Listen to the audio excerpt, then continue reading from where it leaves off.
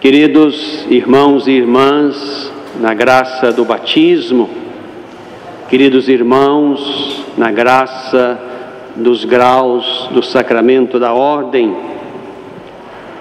o Espírito do Senhor me consagrou com a unção de Jesus na sinagoga de Nazaré, realizando em si a profecia de Isaías. Por causa de Jesus, somos uma comunidade de ungidos. E podemos dizer, o Espírito do Senhor foi derramado sobre nós, nos ungiu, nos consagrou, nos enviou. No batismo, na confirmação, na ordem sacerdotal, na ordem episcopal. Somos uma comunidade de batizados, de ungidos e de enviados. Neste ano do laicato, rendemos graças a Deus pela imensa e intensa presença de homens e mulheres portadores da unção e do Espírito de Deus que atuam dentro de nossas comunidades de fé, nos muitos movimentos, serviços, pastorais, novas comunidades, e avançam para uma presença luminosa e fermentadora no coração das realidades e ambientes que estes leigos e leigas frequentam regularmente no mundo do trabalho, do lazer, da cultura, das mídias, da política, das micro-relações, das virtualidades. Nossa igreja particular está prestes a iniciar seu jubileu de diamante de instalação, a ser celebrado em maio de 2019, e que terá sua abertura no próximo 22 de julho. E nesta história sexagenária, não podemos deixar de reconhecer e agradecer a Deus pela fecunda, criativa e multiforme presença dos leigos e leigas. Nas comunidades rurais e urbanas, na vida interna da igreja e no testemunho missionário e profético, neste nosso espaço social e cultural, temos belos exemplos de gente que viveu e vive, que serviu e serve, que morreu e continua dando a vida pelos valores do Evangelho e do Reino. Gente de todas as idades, de todas as condições sociais, de todos os estados de vida. Obrigado, irmãos e irmãs leigos e leigas, pelo amor devotado à igreja.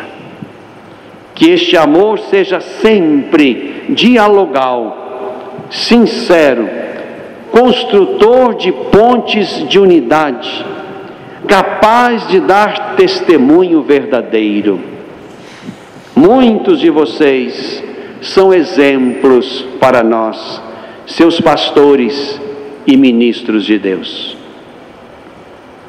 Aos irmãos sacerdotes do clero diocesano e de outros cleros e religiosos aqui presentes, nossa gratidão pela unção recebida e transformada em serviço e compaixão na direção dos pobres e humildes que estão entre nós e de todos quantos precisam do nosso cuidado pastoral. Obrigado pelo tempo e pela fadiga dedicada a curar as feridas das vidas humanas. Obrigado por serem dispensadores generosos e incansáveis da graça do Senhor. Obrigado por consolarem os que choram, os que sofrem, os prisioneiros de muitas prisões. Recordo-lhes, irmãos, e lhes repito as palavras do profeta: vós sois os sacerdotes do Senhor, chamados ministros de Deus. Ele os recompensará por suas obras, segundo a verdade. Vivemos, queridos sacerdotes, tempos difíceis e desafiadores, tempos de muitos olhares sobre nós, nossa vida, nosso comportamento, nosso jeito de ser sacerdotes. Muitos olhares, de dentro e de fora. Ambos nem sempre muito compassivos. Mas nossa gente tem o direito de nos olhar e o dever de nos acompanhar nas estradas do mundo rumo ao céu. Caminhamos na estrada de Jesus, rezamos na quinta prece eucarística. Somos os pastores que Deus chamou, ungiu, consagrou e enviou para conduzir, formar, santificar o seu povo sacerdotal e santo. Por isso, olharão sempre para nós, como a ovelha olha o seu pastor. Olham para nós como se olhassem para Jesus, para segui-lo atrás de nós. Nossa missão é levar a Jesus. Nossa fé exige olhar para Jesus. Assim pronunciara o profeta Jeremias: olharão para mim, ao que eles feriram de morte. Ou ainda o próprio Jesus: quando eu for levantado da terra, atrairei todos a mim. Atrairei todos os olhares e todos os corações, diria Jesus. Mirando-nos, os olhares humanos, às vezes, nos encontrarão no meio, outras vezes à frente, outras vezes atrás do rebanho, mas seremos sempre uma referência. Olharão na nossa direção e esperam ver, ouvir e seguir Jesus. Esta é a nossa missão.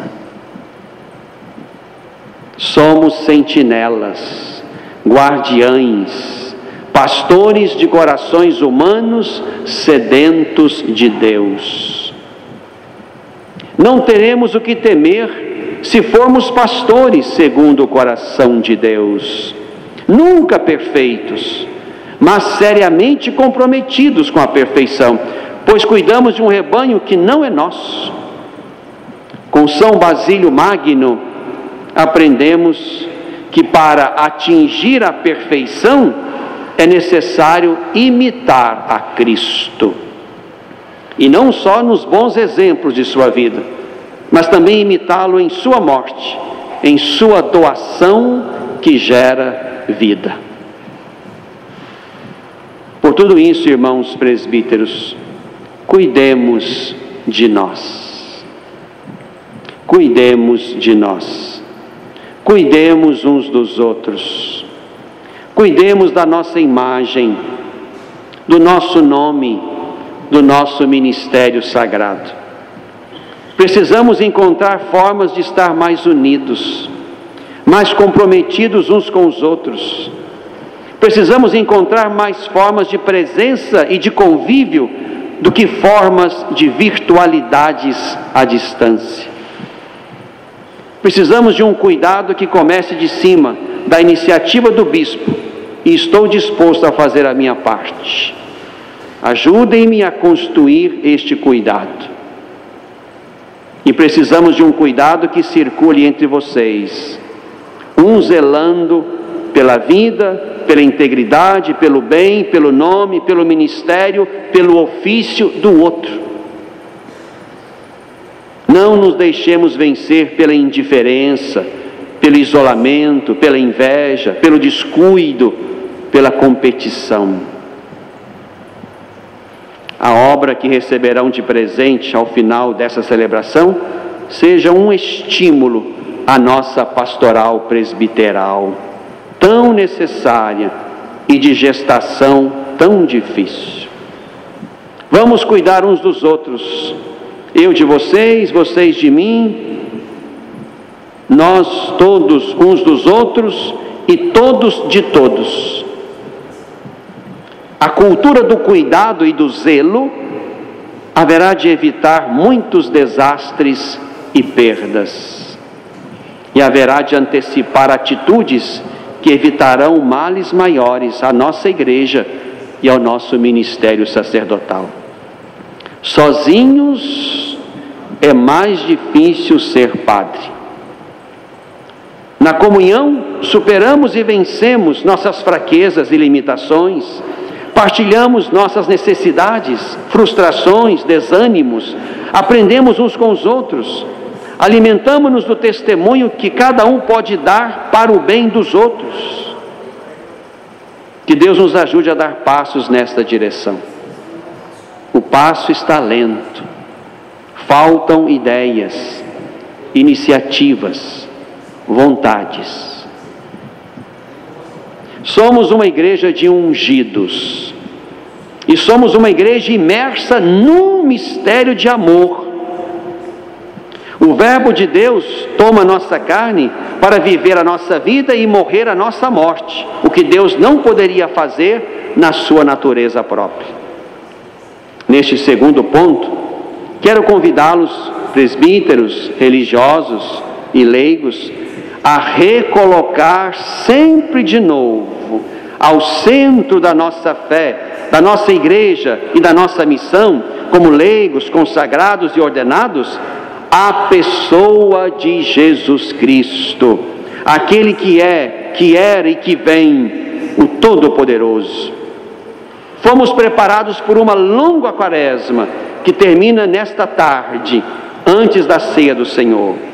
Fomos preparados pela conversão para celebrar o tríduo pascal do Senhor e viver com Ele os mistérios que plenificam a sua encarnação e que dão sentido à nossa fé e à nossa religião.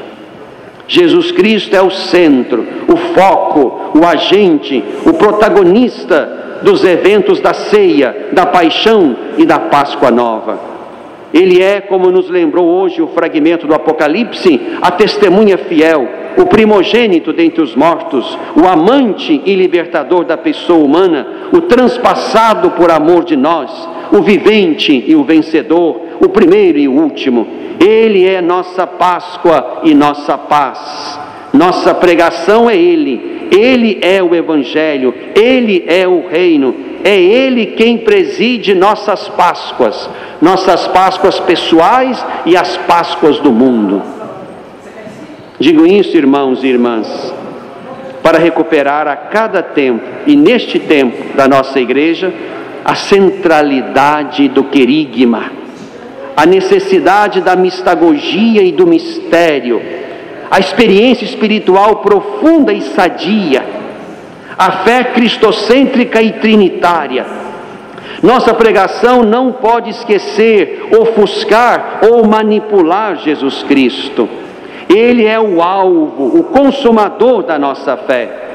Se tivermos que falar da história, da sociedade, da política, das eleições, dos sistemas econômicos, dos governos, da própria igreja, precisamos ter sempre presente, como pano de fundo e como luz do cenário da reflexão e da crítica, a pessoa de Jesus, seu Evangelho, seu reino. Senão seremos pregadores de ideologias intramundanas, imanentes, históricas, humanistas. Não basta um humanismo bom ou uma filantropia amistosa entre nós. O humanismo pode ser ateu. O cardeal francês Henri de Lubac, no coração do século XX, apresentar a crise e o drama de um humanismo ateu. Sem transcendência, nossas obras se perdem.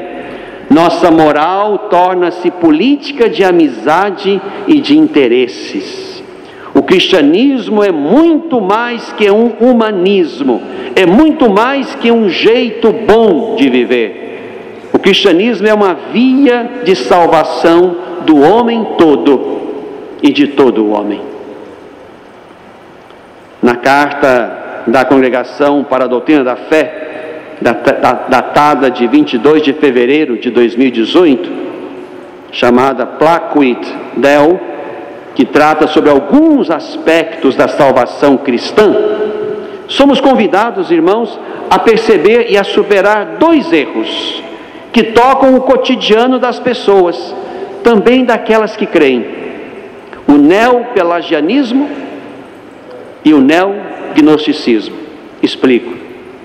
O neopelagianismo faz o homem pensar-se como radicalmente autônomo, capaz de salvar-se a si mesmo, sem reconhecer que ele depende, no mais profundo do seu ser, de Deus e dos outros. Mas ninguém se salva, somos salvos, salvos por Jesus, cujo mistério pascal lança luz sobre a nossa vida, nossa morte, nossa salvação, nossa presença no mundo. A salvação não está confiada a forças do indivíduo ou a estruturas meramente humanas. A salvação é dom. Abrimos-nos àquele que nos pode salvar. Por outro lado, o neognosticismo propõe uma salvação meramente interior, fechada no subjetivismo. Pretende libertar a pessoa do corpo e do mundo material, que são negativos e objetivamente maus, segundo este pensamento. Os irmãos padres, religiosos, seminaristas e os mais dados ao estudo sabem discorrer sobre estas duas tendências atuais e seus riscos. Precisamos, irmãos e irmãs, repropor Jesus Cristo. Precisamos refontalizar nossa fé nele, recomeçar sempre dele. A salvação vem dele, a salvação é ele. Levemos nossa gente, com quem viveremos o tríduo pascal, ao Senhor que sofreu a paixão, morreu e ressuscitou. Façamos todas as coisas por Ele e por causa dele. Anunciemos Jesus e seu mistério.